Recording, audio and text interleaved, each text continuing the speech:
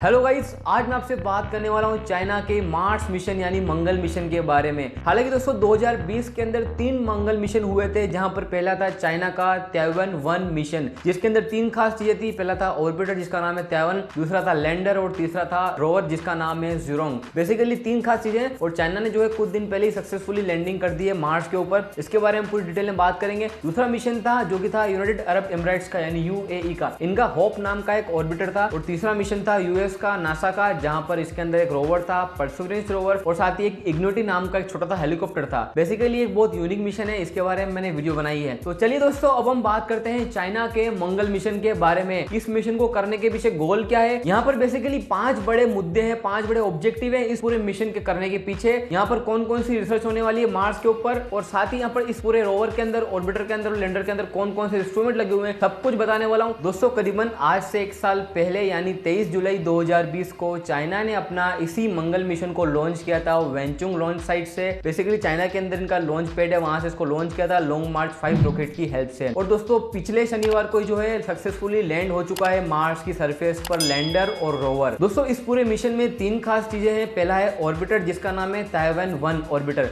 जिसका वजन करीबन 3000 किलोग्राम के आसपास है, जो कि अर्थ के टाइम के हिसाब से 2 साल तक जो है मार्स की ऑर्बिट में रिवॉल्व करने वाला है, काम करने वाला है। और जो ज़ुरोंग रोवर है बेसिकली 250 किलोग्राम के आसपास का है, जो कि मार्स की सरफेस पर सॉफ्ट लैंडिंग कर चुका है। इसी रोवर और इसी ऑर्बिटर की हेल्प से जो है हम पूरी रिसर्च करने वाले हैं, तो ऑब्जर्वेशन करने वाले हैं मार्स की सरफेस पर और मार्स के एटमॉस्फेयर पर। बेसिकली जो रोवर है वो 90 मार्टियन डेज यानी 90 सोल और मार्टियन डेज आप कह सकते हो। जैसे हमारी पृथ्वी पर एक दिन 24 घंटे का होता है, वैसे वहां पर जो है एक दिन 24 घंटे और 40 मिनट का होता है, यानी 40 मिनट ज्यादा पृथ्वी के कंपेरिजन में रोटेशन का। और यहाँ पर जो है आप कह सकते हो सोलर सिस्टम के हर एक प्लैनेट का डिफरेंट टाइम होता है। और दोस्तों 2020 सितंबर के आसपास ताइवान-1 ऑर्बिटर था, उसके अंदर से एक छोटा सा सैटेलाइट निकाला था। उसके अंदर करीबन 2 कैमरे थे। उस कैमरे की हेल्प से जो है ऑर्बिटर की चारों तरफ से मतलब निगरानी रखी गई। उसको मतलब तो सर्वे किया गया कि मतलब उसमें कोई खराबी तो नहीं है, हीट शील्ड वगैरह सारे इंस्ट्रूमेंट बराबर काम कर रहे हैं। और 10 फरवरी 2021 को जो है हमारा ऑर्बिटर वो सक्सेसफुली मार्स की ऑर्बिट में यहाँ पर जो है घूमना स्टार्ट कर दिया था, उसने एंटर कर दिया था। और दोस्तों फाइनली 14 मई 2021 को यूथोपिया प्लैनेटिया लॉन्च साइट पर जो है लैंडर ने सॉफ्ट लैंडिंग कर दी है मार्स की सरफेस पर, और यहाँ पर जो है रोवर को डिप्लॉय कर दिया है। ये जो लॉन्च साइट है यूथोपिया प्लैनेटिया बेसिकली 25.1 डिग्री नॉर्थ और 109.9 डिग्री ईस्ट में है। और दोस्तों साइंटिस्ट के हिसाब से कुल 5 बड़े ऑब्जेक्टिव हैं, जिनकी हेल्प से मार्स को अच्छे से एक्सप्लोर किया जाएगा, उस पर रिसर्च की जाएगी। पहला ऑब्जेक्टिव जो है वो डेडिकेटेड है ऑर्बिटर को। ऑर्बिटर बेसिकली आप कह सकते हो मंगल की चारों तरफ उसकी ऑर्बिट में चक्कर लगा रहा है। तो चक्कर लगाते लगाते बेसिकली ऑर्बिटर के अंदर 2 बड़े बड़े हाई रेजोल्यूशन कैमरा हैं, तो उसकी हेल्प से जो है मार्टियन सरफेस के अंदर, मार्टियन एटमॉस्फेयर के अंदर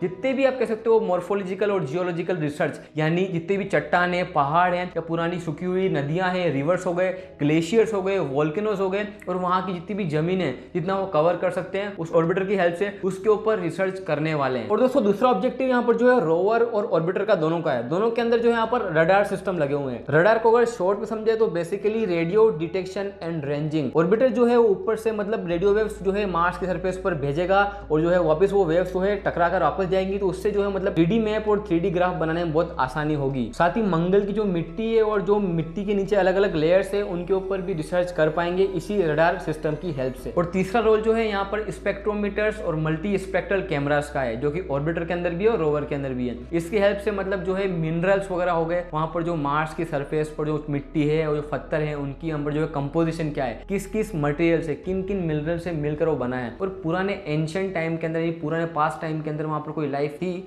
कुल मिलाकर वहाँ की मिट्टी पर रिसर्च करना चाहते हैं कि वहाँ पर पुराने टाइम के अंदर पानी था फिर नहीं, मतलब अलग अलग मिनरल्स अगर इन फ्यूचर जो है इंसानी बस से बना है, तो यहाँ पर हमको कौन कौन से मिनरल जो है, कौन कौन सी कंपोजिशन, कौन कौन से आइटम जो है यहाँ पर हमको पहले से अवेलेबल हो जाए इजीली। और यहाँ पर जो चौथा रोल है वो है पार्टिकल डिटेक्टर्स का। पार्टिकल डिटेक्टर्स बेसिकली एक जो है वो ऑर्बिटर के अंदर लगा हुआ है, और दूसरा जो है रोवर जहाँ पर स्टैंड करेगा वेदर स्टेशन में उसमें लगा हुआ है। बेसिकली जो मतलब मंगल के वातावरण के अंदर यानी मार्टियन एटमॉस्फेयर के अंदर क्लाइमेट कैसा रहता है, टाइम टाइम पर जो है सीजन कैसे चेंज होता है, वहाँ पर तूफान, आंधी वगैरह कैसे कैसे आता है, मतलब कुल मिला के वहाँ पर जो है एटमॉस्फेयर उसके अंदर क्या क्या चेंजेस देखने को मिलते हैं। और गाइस पांचवा और आखिरी रोल जो है यहाँ पर मैग्नेटोमीटर्स का है और रेडार्स का है। मैग्नेटोमीटर्स जनरली हम कह सकते हैं एग्जांपल कंपास का, जैसे हमको नॉर्थ पोल और साउथ पोल दिखाता है, मतलब डायरेक्शन दिखाता है, उस मतलब कह सकते हो मैग्नेटिक फील्ड की स्ट्रेंथ बताता है। तो बस वैसे ही यहाँ पर के मतलब मार्स यानी मंगल की स्ट्रेंथ, मैग्नेटिक फील्ड कितनी है, यहाँ पर ग्रेविटी कितनी है, और यहाँ पर जो है मार्स का इवोल्यूशन कैसे हुआ, यहाँ पर जो चट्टाने, पहाड़ वगैरह, और यहाँ पर जो है किसी तो मिट्टी या फिर पानी कैसे बना। ओवरऑल गाइस सारे ऑब्जेक्टिव को अगर सम अप करें, बात करें अगर कंक्लूजन की, तो यहाँ पर ये निकलता है कि यहाँ पर जो है मंगल के ऊपर कोई पहले लाइफ थी या फिर नहीं,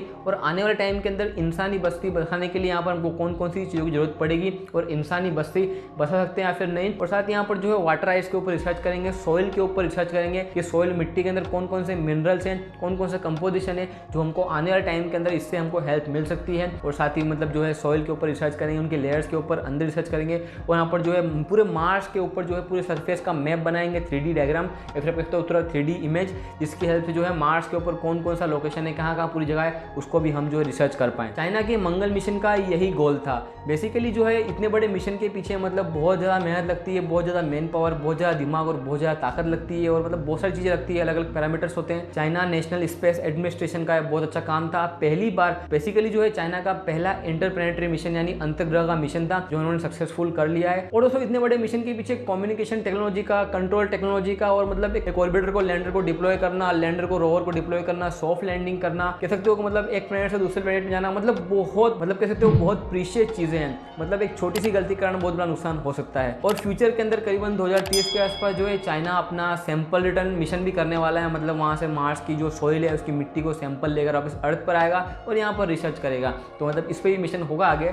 हालांकि मतलब जो है अपनी डिफरेंट कंट्रीज जो है डिफरेंट ऑर्गेनाइजेशन है जो है इसके ऊपर मिशन कर रही है, और मार्स को लेकर मतलब बहुत एक्साइटेड है। मार्स के ऊपर मतलब ढेर सारे मिशन होने वाले हैं। अब आगे जाकर जो है यहाँ पर मतलब जो है क्रू भी जाएगा, और देखते हैं क्या नया मार्स पर रियल में हमको देखने को मिलता है। तो गाइस ये था आज का वीडियो। आप अगर यहाँ तक आए हो तो मतलब आपको बहुत कुछ सीखने को मिला होगा, आपको वीडियो अच्छी लगी हुई होगी।